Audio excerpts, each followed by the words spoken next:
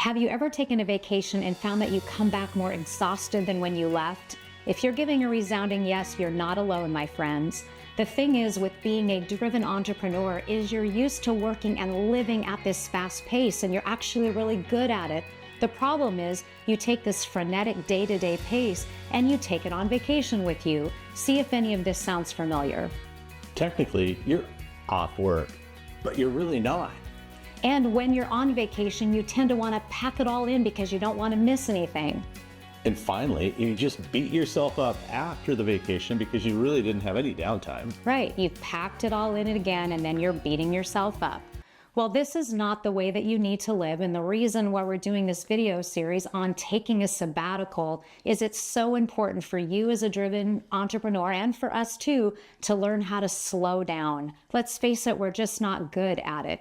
So this final video series in this program is really talking to how you can take a sabbatical, how you can learn how to rest, because this is so healthy for you. And listen, my friend, you can learn how to do this. So in this sabbatical series today, we want to talk about rest versus play and how to incorporate a sabbatical where you're getting that nice healthy balance of both. So you don't fall on that other side of just packing everything in so tightly that you're not really getting the rest that you need and that you deserve. Right. So how many items do we have today to share with people to just really go forward and how to take a sabbatical? Well, we're going to give 14 points of just these things that are tried and true, and they're things that we've learned as we've taken sabbaticals ourselves now for a number of years and learned some things the hard way. And so we're going to share with you how you can really take that refreshing sabbatical and have this nice balance between rest and play and come back really feeling rejuvenated. Right.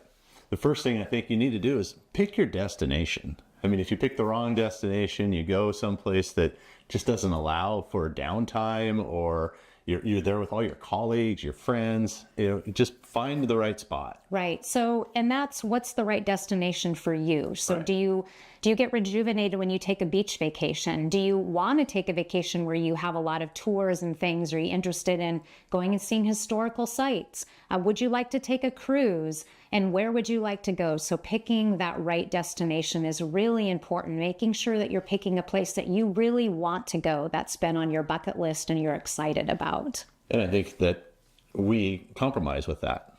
I think that you like to sit down and really stop at the destination.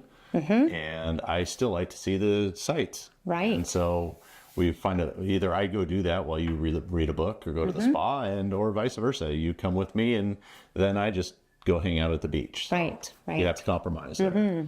That's important. When you're traveling with somebody else, you have to come up with a compromise because you may like different things. Right. But there's a way to make it work. And then that leads right into the second thing is, making sure that you have everything planned in that location, that you know what you're going to do when you get there. Right. So allowing enough time at each designated location. And I know for me, as being the designated travel planner of the group, is there's a lot that we want to be able to see. And when we're going on a vacation, on a sabbatical, we wanted to see so many different places. You don't want to miss anything. That I personally made the mistake myself of packing things in too tightly and then not getting the rest that we needed as well. So just making sure you're allowing enough time. And this can be really helpful too.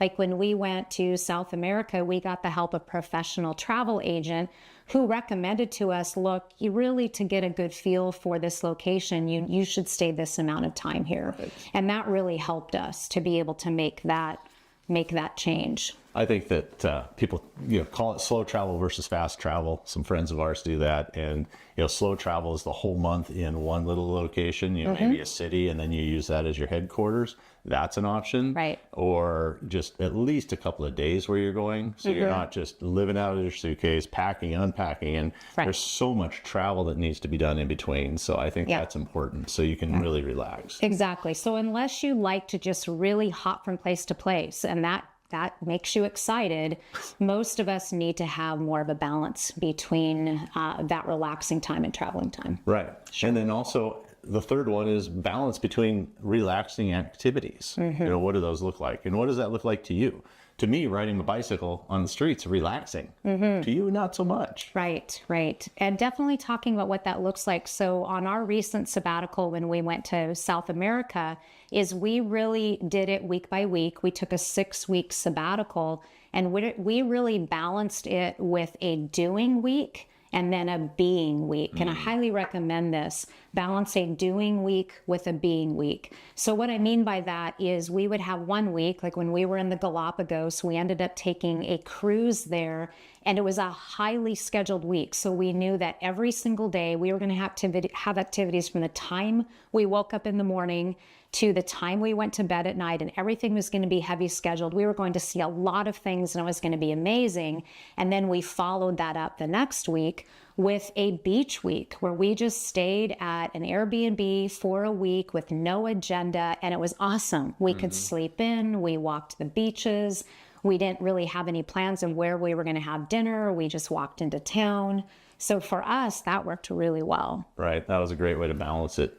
And not only the location, but activities. You need to balance the activities that you're going to do with that. So, right. And then because it's supposed to be a sabbatical, take that. And number 4 is add balance, or downtime rather, to the downtime. Add, when you think you have enough time to just relax and be, make it more. Right, right. I think this is something that we both have really had to learn to do well.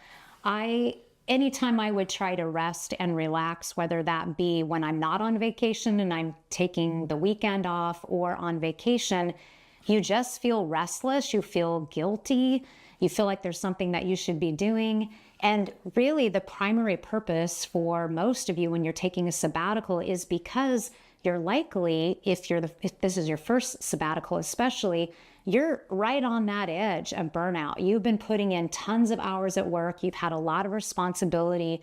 And my friend, you need to rest, and you need to give yourself permission to pause, permission to rest. So I can't emphasize that enough, that schedule that downtime. Don't overschedule yourself, and make sure that you have plenty of time to just rest and to just be and do those activities that are really relaxing for you. Right. I think recovery is the whole point of the sabbatical. And so remember, doing nothing is doing something. Right. Or doing nothing is something worth doing. Well, that's probably better. Doing nothing is something worth doing. And that's really hard to learn, but it's so important that you're actually being productive, being unproductive, that's okay. Yeah, I'm not very good at that. And then the next one, I've kind of alluded to it, is include things that refresh you. What does that look like? Right. Everybody's different. So what refreshes you? Swimming in the cold water. Right. Riding a bicycle. Exploring places I probably shouldn't explore. I worry about him getting lost from time to time. Yes, I don't get lost. I might just not be in where I should be. That's true. Great job making it this far and being committed to your personal and professional growth.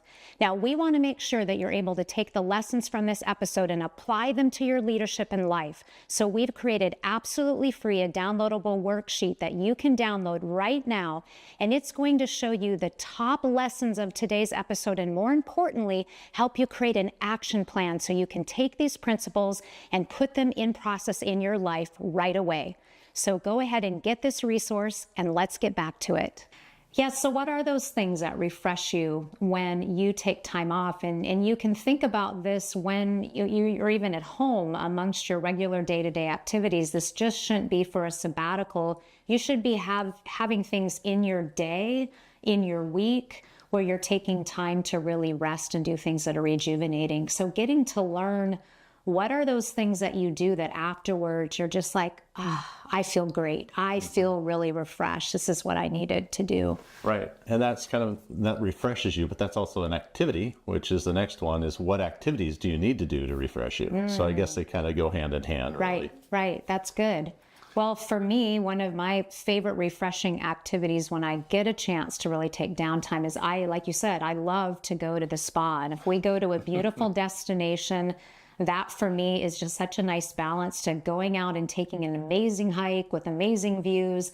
And then the next day being able to have just a spa day where I can have some downtime. I love to be all by myself in the spa and just enjoying that time so much of just having that refreshment. And believe me, I get out of there and I'm just a noodle. I feel so good. Right. And the best part is that she's not supervising me. So I can go get on a bicycle and go explore and do whatever I want to do and get all, and it's just as long as I show up on time. It's okay. Right. And then you have activities for us to do that you've lined up for the next day, which is great. Yeah, no, it works out well. Yeah. And talking about just that balance of activities, when you talk about doing those things that refresh you, I mentioned that I love to go on a big hike. And I think that I also find refreshing. But when we went to Peru as part of our 6-week sabbatical, I was recovering from a leg surgery. And even though I was excited about all these big hikes and big explorations, and you really wanted to do all of these hikes, and I wanted to do them too, and you were just in much better shape than I was, especially with me just recovering from a surgery. And I actually pushed myself too far by scheduling these activities that I enjoyed, that I loved to do, but I wasn't keeping in mind what my body needed or really listen to my body. So really test yourself on these things. If you've scheduled things that are rejuvenating, but they are things that take a lot of energy and may deplete you, you've got to know what those things are. Because for me, I ended up, in some ways, I was doing it for me, but I was really doing it for you because we were going to be leaving. I wanted to be together. And I ended up coming back that next week and getting sick because I had really pushed it at the end just to see some of the things that we wanted to see. So we realized in that learning that we caught ourselves, which is why making this list, we hadn't made enough time in Peru to really see everything that we wanted to see and have the downtime. Right. We didn't eat enough guinea pig. Oh, is that it? Yeah. That would have got you going and kept you going, so you would have healed better. It could have. Well, and remember, we stayed at just this gorgeous property that we only had one night at. Right. And it was so beautiful and just so restful when we were there. And we were kind of kicking ourselves that we hadn't planned enough time there. And even if we would have had one more day of downtime there, I would have been just fine. And so that we really learned that we hadn't pushed that as far as refreshing. Right. So what are some other things that we did that were refreshing that we can share? During your travel times? Well, just during travel that is refreshing and rejuvenating, just for ideas for people. Oh, okay. The first one is that you just said is go to the spa. One I like to do is I go out into the water, however that is for me, whether I'm swimming, paddleboarding, kayaking, chartering a boat, going fishing, whatever it is on the water, that's refreshing for me. So... Yeah, something that I find really fun, we actually both love to do this, is we love to find a bookstore in the little towns and villages that we're in. And we have come away with some of the best reads, some really fun material that's often been about the locations, whether it's fiction or nonfiction. And we found some just really fascinating bookstores along the way. Books that you can't find anywhere else. Right. And so, I mean, we've looked a couple of times. It's like, oh, I want to read that when I get home. I forgot to buy it. And, right. You can't get it. So just reading for me, I know, and we both feel this way, is that's a great bit of downtime for us. Is just to take time to read is refreshing, rejuvenating. I like to chase coffee shops. I want to go try them all. And I appreciate that. And then I come back and bring one to you. Yes. So I'll have 6 or 8 shots before she got her, and then I make sure it's the right shots for her. So no, that's I appreciate that you go on the coffee hunt every single time we travel. No, that's good. And then that rejuvenating activity of sleep. Yeah, we're getting better. So important. Yes, we're not very good at it, but we're getting better. We do really well at that, I think, compared to a lot of people. We're making rest and sleep a priority when we travel, knowing that our days are just going to be a lot better when we've done that too. So that's good. Well, the next thing you need to do when you go on the sabbatical is turn off your devices. I mean, it's hard, and we talk about it all the time. We have a podcast. What's it called? Scaling back or digital detox. It's a blog that you've done. And, right. That is hard to do. Mm-hmm. Yeah, and even one of the things that we learned, I didn't know this before, but that when you take a photo of something, that you actually have less memory of the event than if you were just to experience the event. And I would have thought if you took a photo, then, because you think about it, I'm going to take a photo so I can remember this. But it's shown, research has actually shown that you have a better memory of something that's happened to you in an experience if you just really feel it with all of your senses when you're there, and then that actually promotes the memory. So I know that, and we do it too, and we post things on social media to be able to share with you as well.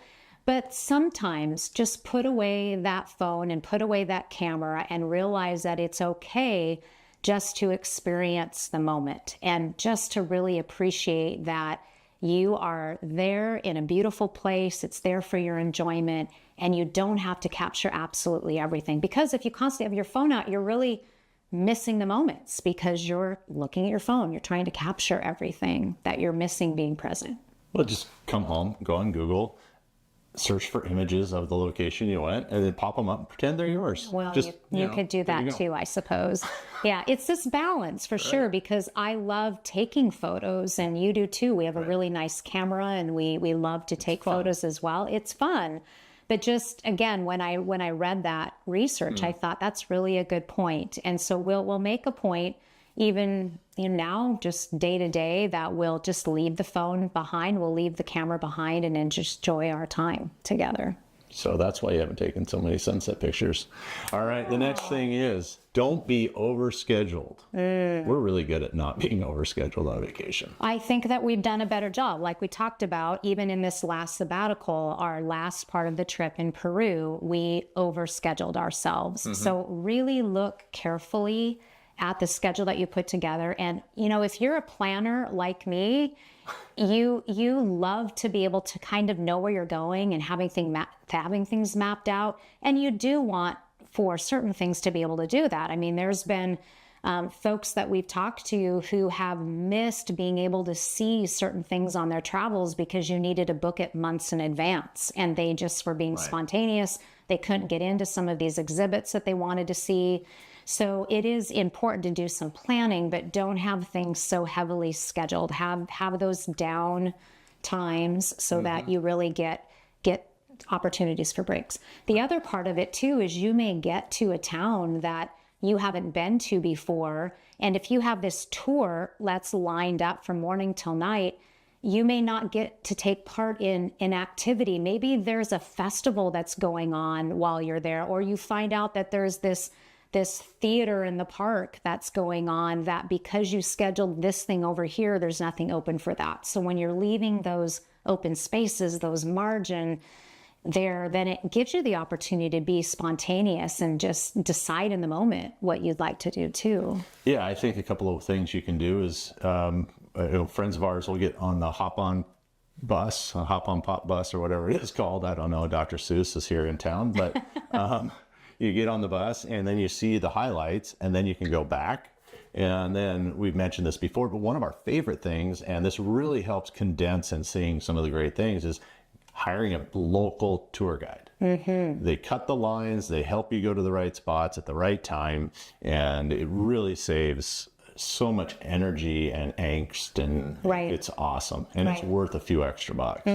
Oh, definitely. We've gone away from the tours with a lot of people because you really miss the opportunity to get in some of these fun local places that the bigger tours don't go. And like you say, it is a little bit more money, but it is well worth it because you save so much time, you can see so much more, and you'll end up having some extra time where you can say, I'd really like to go and see this market, or I'd like to go tour this church, or I heard there was this over there. And they can make recommendations too, because we had a tour guide that was with us for a full week, and they got to know us and the things that we liked. And so they took us to some special places that we really enjoyed. Yeah, no, it was well worth it.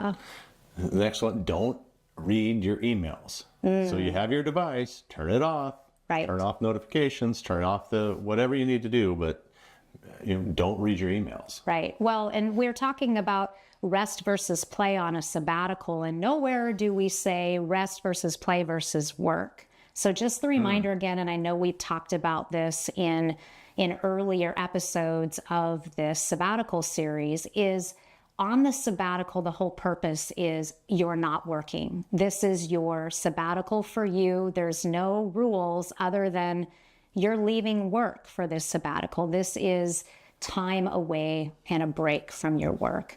So especially don't read emails. So that's really important. And it's so hard to do. And as we've talked about before, it's really hard when you've got your device to log in to not log into your emails because they're right there. Right. So just we briefly talked about this in another episode. We set up a sabbatical inbox, so we actually didn't even get our emails. They actually went to one of our assistants who was able to screen things for us. And of course, if there was an emergency, there was a way that she could get a hold of us. But that really kept us from even being able to snoop, Right, which was good, which we needed. Yeah. And then the next one is we're all probably readers. Readers are leaders. So don't read business books while you're on sabbatical, which is really hard. Right. I mean, that's probably the hardest one for me because I love to read, and you read these fun summer reads, and I go through them every 24 or 48 hours, and then but at least if it's a business book, I might get 3-4 days out of it. Right, right. I'm chewing on something. So that's a little hard. No, and I think it's a really good idea because when you are doing business reading, when you find a really good, I'm reading a great marketing book right now by Joe Polish, and he's a great marketer. And as I'm reading this book, I'm getting ideas as I'm reading it that I want to implement in my business. So if you're reading this business books that are giving you business ideas, you're wanting to call somebody at the office and tell them about it. You're wanting to implement it. You're wanting to do something with it. And this isn't the idea of this particular time off that you're taking. This is time for you to explore something else personally. So what are some other type of reads that are outside your line of business that may be of interest that you want to read? Maybe there's a memoir you've been wanting to read. Doing something like that, something different. Right. I read like all of one new author's books. I find a dozen books, and I can't remember this new guy I found. His name's Peter something from Scotland. Right. And he has 18 books. So this summer I'll probably hammer them all out because I can just do it real quick, and then I don't even know his last name, and I probably won't remember it in September either. But I'll read all his books. Yes. So yeah, just to remember that you're resting from your work, so you want to rest your mind from business activities.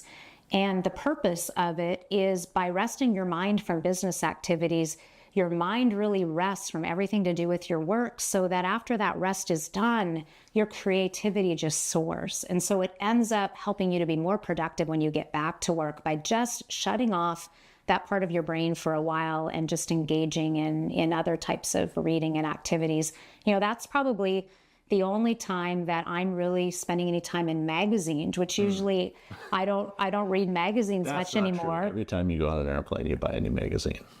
Well, but it's often work related when I'm buying. Yeah. And so I think that's kind of a fun thing is when we're going on vacation is we pick up some fun magazines to look at. Yeah. I look at Men's Fitness. That's or cycling magazine or bicycle magazine or yachting magazine or Right. Okay.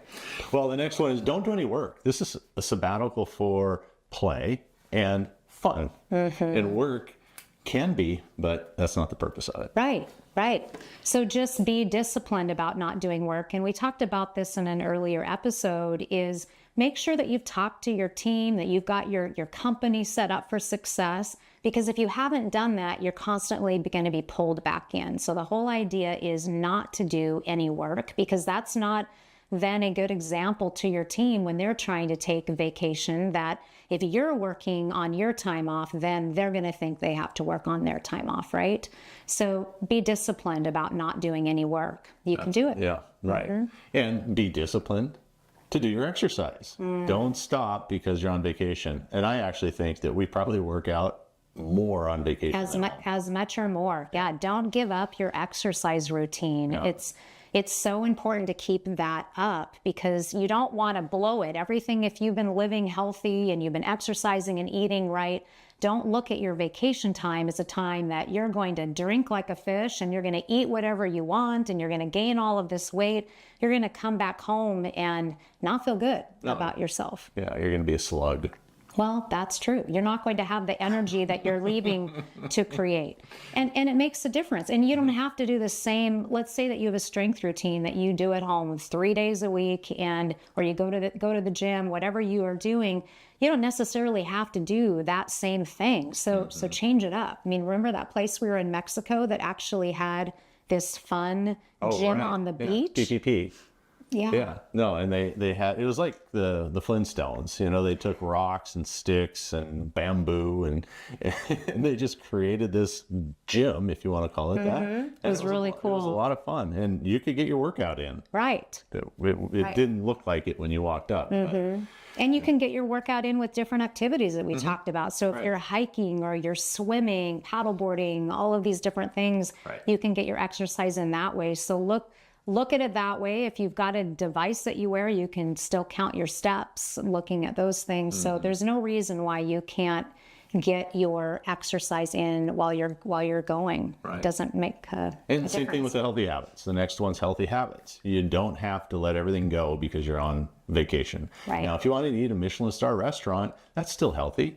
Of course. So just watch what you're eating. Don't go eat hot dogs at every Mariner game or baseball game or football game or something. Right. But, just look at what you're eating and keep up with the healthy habits. Definitely. Well, you know what you need to take really good care of yourself. And why wouldn't you continue that? Especially if you're taking a sabbatical of 4 to 6 weeks, you want to be able to keep those healthy habits going. That makes a big difference. And not just the healthy habits of eating and exercise, but other things that you're doing too. I mean, I typically have my morning success routine every single day where I'm doing meditation, I'm spending some quiet time, I'm in devotions and prayer. And that's not something that I give up when I travel either. I take my journal along and I continue those practices. So whatever you've set up for yourself, those healthy habits that are really ingrained into your life, this is not a time to give them up. You want to keep them up. Right. No, that's good. And finally, the last is don't miss the moment. You're supposed to be present. You're supposed to be there. So if it means bring the camera out, snap a couple pictures, put it away, that's great. But be present. Enjoy it. Right. Yeah, sometimes we've planned our vacation or sabbaticals out so much to the letter, like we talked about, that we just don't enjoy it. We're always anticipating, where are we going next? What's the next thing?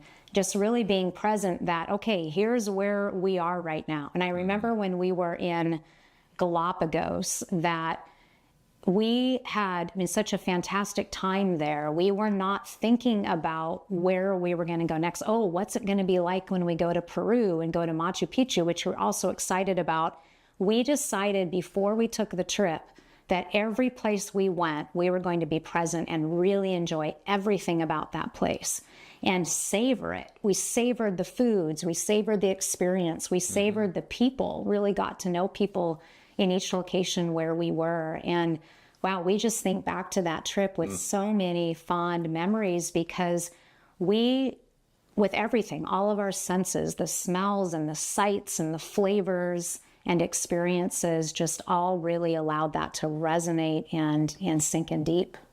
I just love the people. Buying fish from the guy riding his little motorcycle, selling fishermen, and going to alone and walking on the watching the fishermen roll their boats. And these things are heavy, and just the little things like that just stuck in my head. Right, and seeing the fishermen catch fish and bring it up and prepare it right on the beach, and having that fresh fish that night. And yeah, really just so many wonderful memories. So we want you to be able to have this too. And it is absolutely possible to take a sabbatical. And we hope that with this series that you've learned that you're not too busy to take a sabbatical. It's not impossible, but with intention, you can create a time away for yourself, this wonderful break that you can come back refreshed and rejuvenated.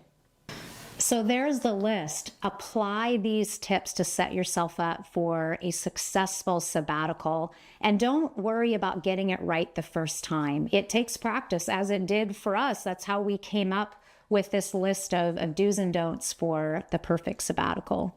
If you have questions, hit reply, make a comment, and we're happy to answer them. Just let us know what your challenge is for the sabbatical that you're planning next.